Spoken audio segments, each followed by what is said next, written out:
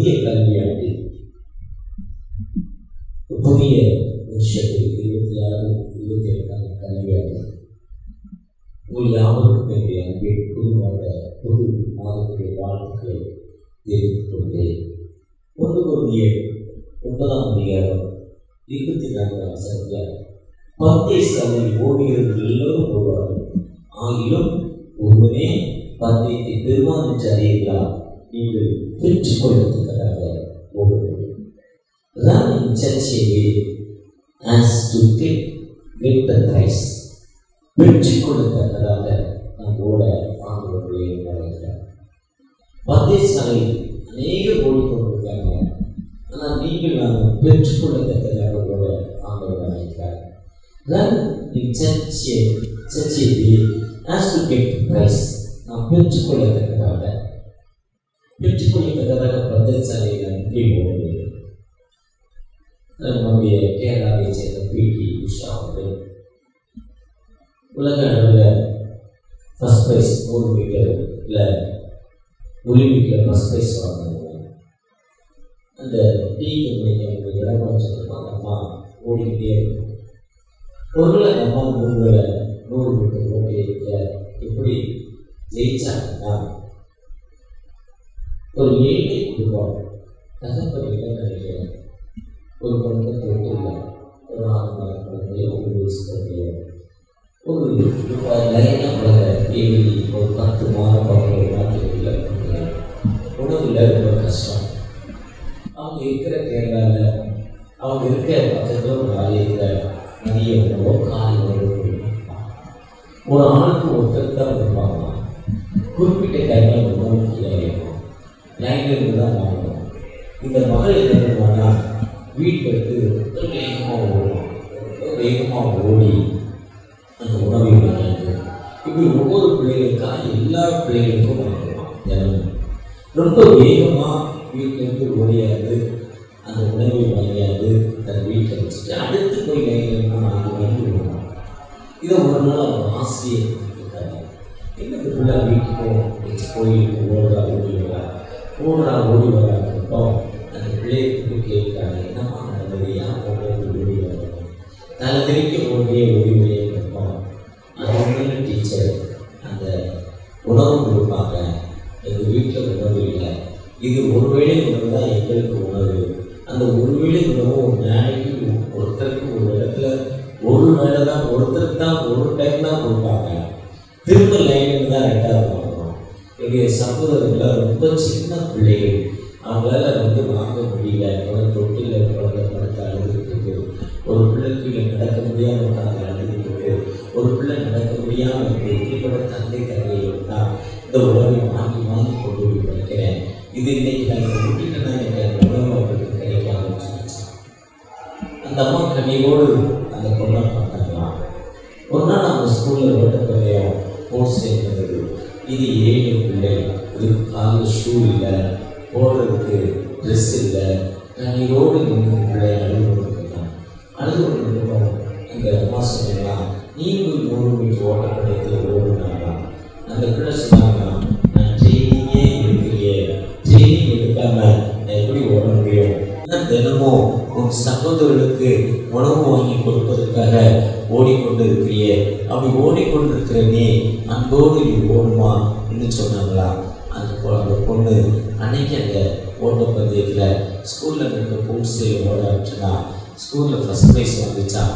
அப்புறம் இந்த ஏரியாவில் ஃபஸ்ட் ப்ரைஸ் வந்துச்சான். அப்புறம் அந்த தாலுக்கில் ஃபஸ்ட் ப்ரைஸ் வந்துச்சான். அப்புறம் அந்த டிஸ்ட்ரிக்டில் ஃபஸ்ட் ப்ரைஸ் வந்துச்சான். டிஸ்ட்ரிக்ட் முடிச்சு இந்த ஸ்டேட்டில் ஃபஸ்ட் ப்ரைஸ் வாங்கிச்சு. ஸ்டேட்டில் முடித்து நம்முடைய நேஷனல் லெவலில் ஃபஸ்ட் ப்ரைஸ் வாங்கிச்சு. அதுக்கப்புறம் வேர்ல்டு லெவலில் ஒலிம்பிக்கில் ஓடி ஃபஸ்ட் ப்ரைஸ் வாங்கினாலாம். ஒருவேளை இதுதான் ஆண்டவர் சொல்கிறேன், பந்தயசாலையில் எல்லாரும் ஓடிக்கொண்டிருக்காங்க, ஆனால் நீங்களும் பெற்றுக்கொள்ளத்தக்கதாக ஓடுங்கள், நம்பிக்கையோடு ஓடுங்கிறாரு. பவுலில் சொல்கிறப்போ போரடிக்கிற வாயை கட்டாயாங்க, உள்ளுறமை நம்பிக்கையோடு விட்டோம்.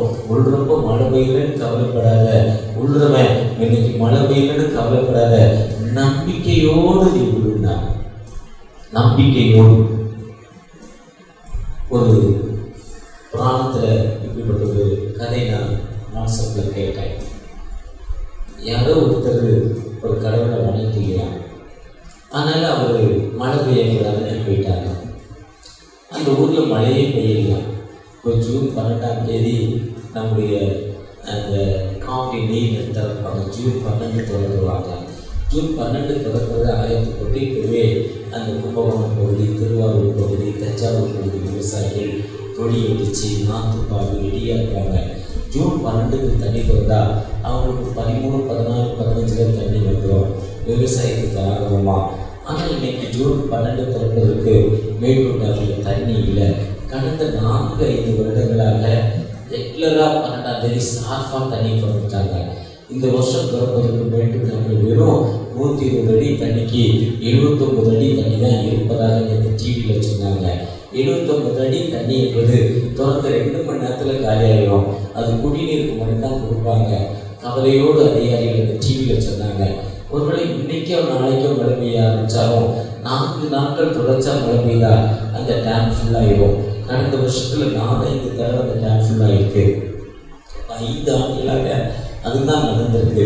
ஒருவேளை கண்ணீரோடு அந்த விவசாயிகள் இன்றைக்கி தண்ணி போகிறோன்னா பல வகையில் பாதிப்பு இருக்கும். அதே மாதிரி அந்த விவசாயி அந்த தண்ணி அந்த மழை பெய்யலை ஆனால் உழுதுகிட்டே இருந்தாங்கன்னா நிறைய பேர் உழலையாம், நிறைய பேர் விழாமல் ரொம்ப கஷ்டத்தில் இருக்காங்க. ஆனால் ஒருத்தர் மட்டும் மீண்டும் மீண்டும் உழுது கொண்டே இருக்கிறார். இதை ஒருத்தர் வந்து பார்க்குறாரு, எப்பா மழையே பெய்யலையே, நீ மட்டும் ஏன்பா உழுதுகிட்டு இருக்கிற, இவங்க யாருமே உழுலையே நாங்களாம். அவன் சொன்னான்னா, நான் வீட்டில் படுத்தா எனக்கு உழவு வேலை மறந்து போகும், எனக்கு உழவு மட்டும்தான் தெரியும். ஆண்டவர் நிச்சயமாக கடவுள் என்னை ஆசீர்வதிப்பார். கடவுள் இருக்கிறாரு, கடவுளை நம்புகிறவன் செழிப்பார், கடவுளை நம்புகிறவன் எந்த அடைக்கலத்தில் வைக்கப்படுவார் என்ற வார்த்தைப்படி கர்த்தரை நம்புகிறவன் வெட்கப்பட்டு போவதில்லை. துணாட்சியை கர்த்தரை நம்புகிறவன் எவனும் வெட்கப்பட்டு போவதில்லை. நான் கர்த்தரை நம்பி உள்ளேன்னு சொன்னான். இதை பார்த்து அவர் அந்த மழைக்கு பின்னால் ஒருத்தர் ஊதுனாதான் மழை பெய்யுமா, அந்த மழை பெய்யக்கூடாதுன்னு சொன்னவங்க ஊதக்கூடாதுன்னு சொல்லிட்டு போயிட்டாராம். அவர் ஊதாமல் எடுத்து பல வருஷம் வச்சுட்டாராம். அப்போ ஊதில் ஒருத்தர் போய் சொன்னாராம், பாடா ஒருத்தர் மழையே பெய்யலை, உழுதுகிட்டே இருக்கான் பாரு கும்பகோணத்தில், மறந்து போகணும்னு சொல்கிறான். நீ இப்போ ஊதுறன்னா உனக்கு ஊதுறது மறந்து போனாராம். உடனே மறந்து போகக்கூடாதுன்னு அவர் எடுத்து ஊதுனாராம். ஊதுனோன்னா மழை பெஞ்சிச்சான். இதுதான் விடாமுயற்சி. இதுதான் பவுல் சொல்றாரு, எனக்கு நிமித்திருக்க ஓட்டத்தில் நான் பொறுமையோடு ஓடிக்கிட்டு இருக்கேன். எனக்கு சுவிசேஷத்தை அறிவிப்பது விழுந்த கடமை. பவுல் தன்னுடைய பிராக்டிக்கல் லைஃப்ல என்ன நோக்கத்தோடு கர்த்தர் என்னை அழைத்தாரோ அந்த நோக்கத்திற்கு, அதாவது ஏழைகளுக்கும் ராஜாக்களுக்கும் புறஜாதிகளுக்கும் ராஜாக்களுக்கும் சுவிசேஷத்தை அறிவிப்பதற்காக ஆண்டவரை அழைத்திருக்கிறார். அப்போஸ்தலர் 9ஆம் அதிகாரத்தில் சொல்வாரு, அப்போஸ்தலர் 22ஆம் அதிகாரத்தில் சொல்வாரு, அவர் வேலையை அவர் செஞ்சிட்டு இருக்கிறாரு. நான் போட வேண்டியது விதை சுவிசேஷம், அது என் மேல் விழுந்த கடமை. ஆனா நான் கூட்டிட்டு போறேன். யாரு ரட்சிக்கப்படுறானோ அது யாருக்கும் இல்லை, எல்லா மக்களுக்கும் நான் சொல்லுவேன். இன்னும் சொல்ற காலத்துக்கு ஏற்ற மாதிரி மக்களுக்கு ஏற்ற மாதிரி என் சுவிசேஷத்தை அறிவிப்பேன்னு சொல்றாரு. அதே தான் இந்த இடத்துல சொல்றப்போ, நான் பந்தசாலை ஓடிகளும் ஓடிக்கொண்டே இருக்கணும், நானும் ஓடிக்கொண்டே இருக்கேன்னு சொல்றாரு. அப்படி ஓடிக்கொண்டே இருக்கிறப்போ ஆண்டவர் நம்மை உயர்த்துவாங்க. 16ஆம் அதிகாரம் 13ஆம் வசனத்தில் சொல்றாரு, விழித்திருங்கள், தூங்காதீங்க, விசுவாசத்தில் நிலைத்திருங்கள், புருஷராக இருங்கள், திடன் கொள்ளுங்கள். உங்கள் 16 சொல்றப்போ, 16 சொல்றப்போ, உங்கள் காரியங்கள் எல்லாம் அன்போடு செய்யக்கூடாது என்று சொல்றார். To everything in love. உங்களுடைய காரியங்கள் எல்லாம் அன்போடு செய்யப்படுவது. நீங்க அன்போடு வேலையை செஞ்சுக்கிட்டே கர்த்தர் அதன் காலத்தில் நேர்த்தியான நதிக்கு அப்புறத்திலே வேறே தெய்வங்களை செய்தார். யோசுவா 24:2 வேற தெய்வங்களை தெரிவித்தார். ஆனா அவர் கூப்பிட்டு அந்த ஆதியாகமம் 12ஆம் அதிகாரம் 2ஆம் வசனத்துல, நம்முடைய பெரிய ஜாதியாக்குவேன், நம்முடைய ஆசீர்வதிப்பேன், ஒரு பேரை பெருமைப்படுத்துவேன், நீ ஆசீர்வாதமாக இருப்பார். வேற ஜாதி வேற கடவுளை செஞ்சு விற்கிறாங்க, செஞ்சு வித்தாரா, சோறு இல்லைன்னு செஞ்சு வித்த கடவுளெல்லாம் கம்ப வச்சு அடிச்சு கொண்டுட்டாங்க. கடவுளெல்லாம் அடிச்சு உடைச்சிடலாம். இங்கே நம்ம கரிமட்டில் கடவுள் செய்கிறாங்க பாருங்க, அதே மாதிரி செஞ்சு வித்த அந்த ஜாதிக்காரர்கள் அப்படிதான் ஜூசோ 24 சொல்றாரு, வேறு நதிக்கு அப்புறத்திலே வேறே தேவர்களை செய்வித்தார் சொல்றாரு. ஆனா பிராக்டிக்கலா ஒரு ப்ராடக்ட் செய்வார், அடிச்சு உடைச்சிட்டாரா. அப்போ அவருக்கு நல்ல திங்கிங் இருக்கு, நம்ம செய்யறது கடவுள் இல்லைன்னு அவருக்கு திங்கிங் வந்துச்சுன்னா அப்போ அவருக்குள்ள ஒரு உயிர் இருக்குங்கிறதான் கடவுளை அவரை கால் பண்ணி நம்மை ஆசீர்வதிக்க ஒரு பேரை பெருமைப்படுத்த வைக்கிறார். நீ ஆசீர்வாதமாயிருக்க, கடவுளை கூப்பிட்டாரு ஆசீர்வதிப்பாருன்னு வீட்டுக்குள்ள படுத்து தூங்கல்.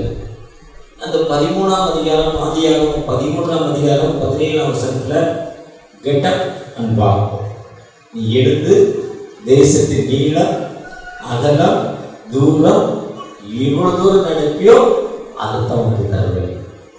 எக்ஸாமுக்கு போகிறோம், ஐயன்ட்ட ஜோப் பண்ணியாச்சு, அம்மாட்ட ஜோப் பண்ணியாச்சு, பாஸ்டர்கிட்ட ஜோப் பண்ணியாச்சு, நானும் ஜோப் பண்ணிட்டு எக்ஸாம் போனால் எக்ஸாமில் இப்போ கொஸ்டினுக்கு பதில் எழுத முடியாது. படிச்சுட்டு போனால் மட்டும்தான் என்ன பண்ண முடியும், பதில் எழுத முடியும். ஜெபிக்கணும், ஜெபிச்சுட்டு படிச்சுட்டு போகணும் எக்ஸாம், அப்போ தான் ஃபஸ்ட் ப்ரைஸ் வாங்க முடியும். இல்லைன்னா என்ன பண்ண முடியாது, ஃபஸ்ட் ப்ரைஸ் வாங்க முடியாது. படி உழைக்க வேண்டும். அதுதான் நீதிபதிகள் 18 தன் வேலையில் வசதியாக இருப்பவன் அழிவுக்கு சம்பந்தம், தன் வேலையில் ஜாக்கிரதையாக இருப்பவன் கண்மையானா நீசனுக்கு முன்பாக நிற்காமல் ராஜாக்களோடு இருப்பான் என்று சொன்னார். கலியமூர்த்திங்கிற ஒரு ஐபிஎஸ் அதிகாரி ரொம்ப நல்ல வாட்ஸ்அப்பில் பேசுவாங்க, டச்சுஃபுல்லாக பேசுவார், நல்ல சூப்பு போட்டு போட்டுருப்பாரு. ஒரு நாளைக்கு ஒரு நாட்டில் காப்பு போட்டு போகிறார். தஞ்சாவூரை சேர்ந்தவர், ஏழை குடும்பம். அவர் போலீஸ் ஜீப்பை பார்த்துக்கிட்டே இருப்பார்.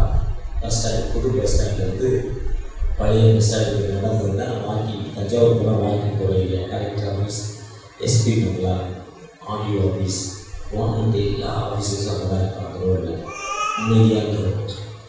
அந்த ரோட்டில் வந்து தினமும் 5 நிமிஷம் எஸ்பி சூப்பர்டாக் போலீஸ் போகிற ஜீப்பை பார்ப்பார். அவருக்கு பின்னால் முன்னால் மிஸ் கால் போவான்.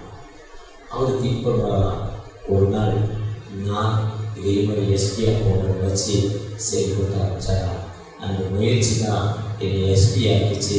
நான் எஸ்பி என்று கிரேடு வாங்கினோடனே கலெக்டர் விஷ் பண்ண கலெக்டருக்கு போனால் கலெக்டர் சீட் இருக்கிறது என்னுடைய நண்பர்.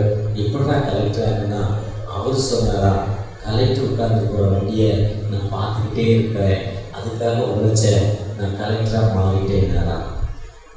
ஒருவேளை இந்த வருஷத்தில் இந்த கல்வி ஆண்டுக்குள்ள ஸ்கூலுக்குள்ள நம்ம பிள்ளைகளை அனுப்புகிறோம், என்ன நோக்கத்தோடு நம்ம ப்ளஸ் பண்ணி அனுப்புறதுன்னு தெரியாது.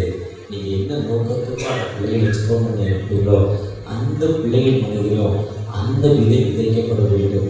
அந்த விதை சேர்த்து கனியாகி அது மரமாகி கனி கொடுக்கிற பிள்ளையாய் மாற வேண்டும். பொதுவாக இந்த கல்வியாளருக்குள்ள வந்திருக்கிற நீங்கள் நானும் பந்தய சாலையில் ஓடிக்கொண்டிருக்கிறோம். வெற்றி கொள்ளத்தக்கதாக என் பிள்ளை வளர வேண்டும் என்று நீங்கள் நானும் ஜெபிக்கிறப்போ, ஜெபித்த அந்த பிள்ளைகளை வச்சிருக்கிறப்போ ஆண்டவர் உயர்த்து மாட்டார். பிளெஸிங் டிவி ஓனர் ஜெய்பா நம்ம சர்ச்சைக்கு வந்திருக்கிறார்.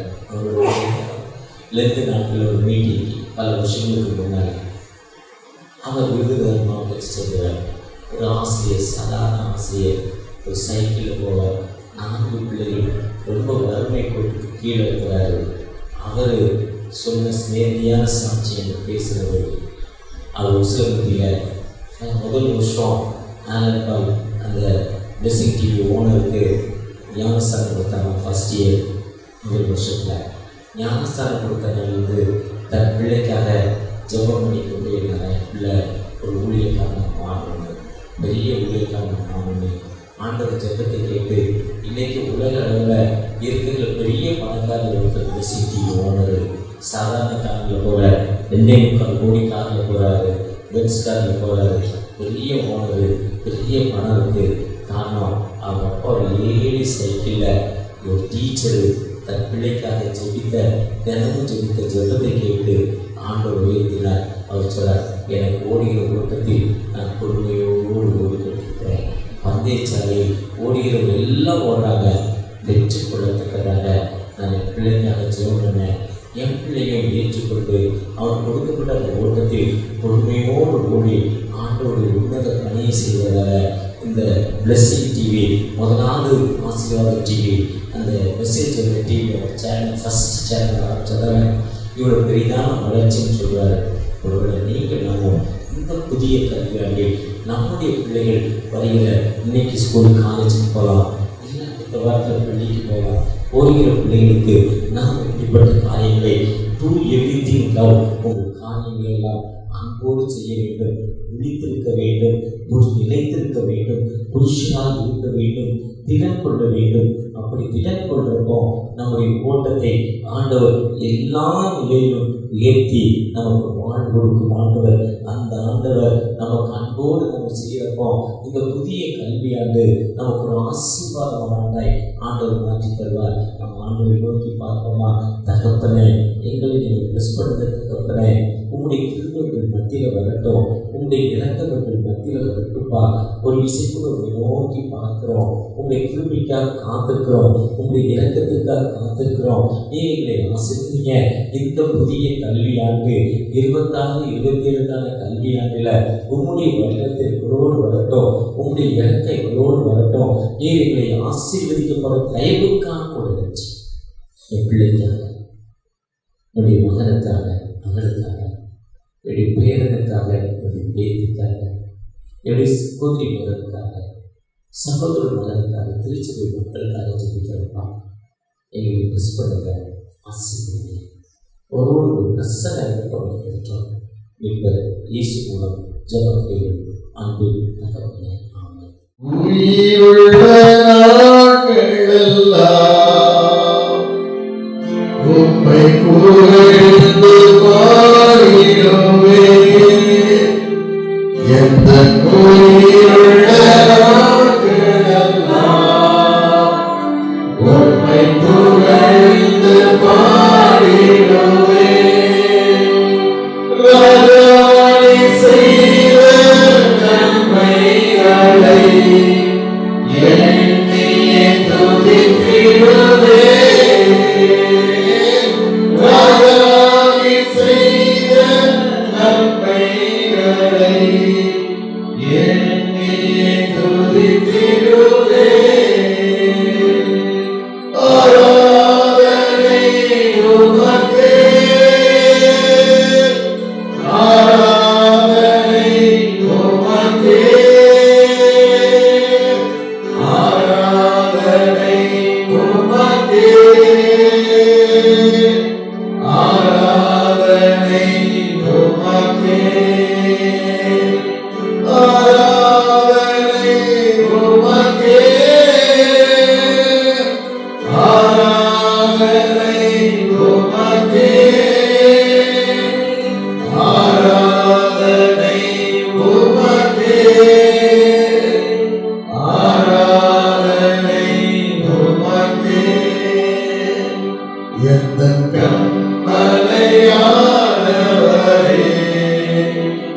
என்னை காக்கும் தெய்வம் நீரே. எந்தன் கண்மலையானவரே,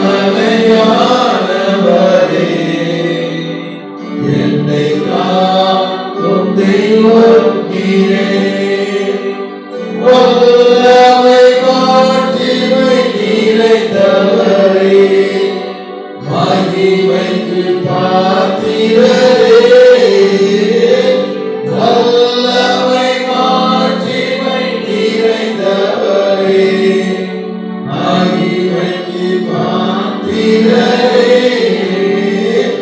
ஆராதனை உமக்கே, ஆராதனை உமக்கே, ஆராதனை உமக்கே, ஆராதனை உமக்கே, ஆராதனை உமக்கே, ஆராதனை உமக்கே, ஆராதனை உமக்கே, ஆராதனை உமக்கே. நல்ல தகப்பனே, காலை வேலைக்கா சமூகத்து நன்றி ராஜா.